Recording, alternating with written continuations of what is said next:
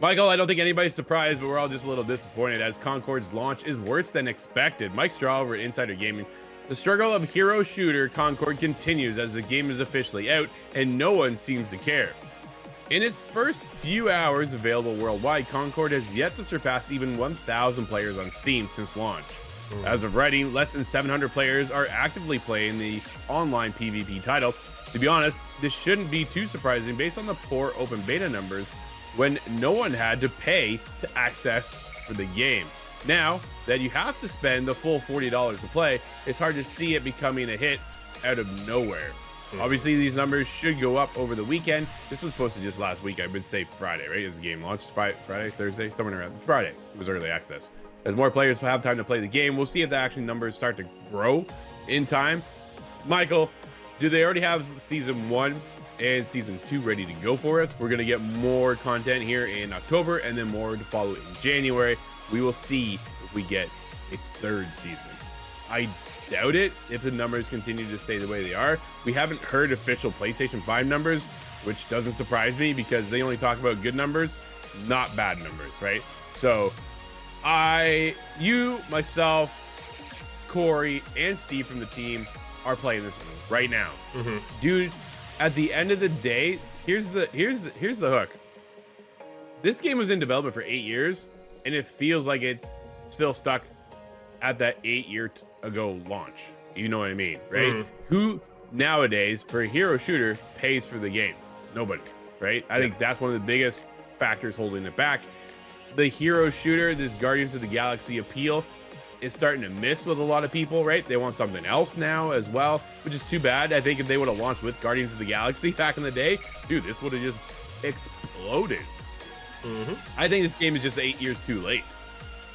Yeah, I want to say, I mean, I'm sure I'm a little off on the math, but 8 years ago, Overwatch cost money, right? Like, that's kind of that model. It feels like you totally nailed it. 8 years ago, this game, I don't want to say would have exploded, but would have been more receptive, right? It was like, okay, Overwatch costs money, this game costs money. But yeah, I mean, you myself and Corey talked about it when we streamed this game on Friday, right? What is the hook to pay for this game when every other hero shooter in the genre is free? Sure, they've kind of gone with the model where you pay us up front and then you get a lot of skins down the line, but the moment they release any sort of skin you have to pay for, that model goes up in flames. I think it's just better, as much as players hate it, to go, hey, you're going to get it for free, buy a battle pass from us, buy a cool skin from us. That's how we'll make our money. But yeah, I think you absolutely nailed it. This game feels like it just was in development for so long that they eventually said, just get it out there. Hopefully we try to make some of our money back. I'm curious to see what we get, as you said, if we get a season 3. I think there's some No Man's Sky possibilities for it, and by that I mean you fix a lot of the problems. Maybe you go free to play. You might be able to sort of save this game, bring a base back, and then in 2-3 years it still kind of has that niche following.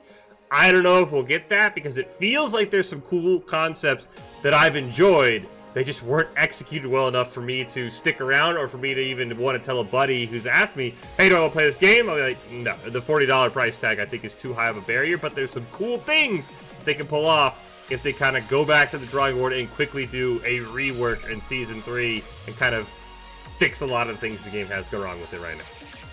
Honestly, at the end of the day, I think Concord's a solid game. I think the game mechanic is good. I think the gameplay, game modes are repetitive. We've played a lot of these already. I think they don't have a standout Concord mode that says, hey, you haven't played anything like this, right? We've all played these. I think that's one of the other things that holds it back. Dude, we've all been here. We've done that. And now you want us to pay for it? Like, I know it's such a weird term. Hey, pay for my game. Like, I'm down to pay for games. But at the same time, when everything else in this genre is gone free to play, it seems like such a backwards model. And that's what it keeps holding it back. But nobody, even when it was free to play for the open beta, was excited to jump in. It's just too bad, because the gunplay is cool. I think the characters are cool. Your abilities are cool. The team synergy, when it works, is really, really cool. That's the other side of it too. The way you set up your crew, because then you build off of one crew member to the next as it carries over throughout the match, is very, very unique. There's a lot going for the game. It's just an old model, and I don't think we're going to see a season 3.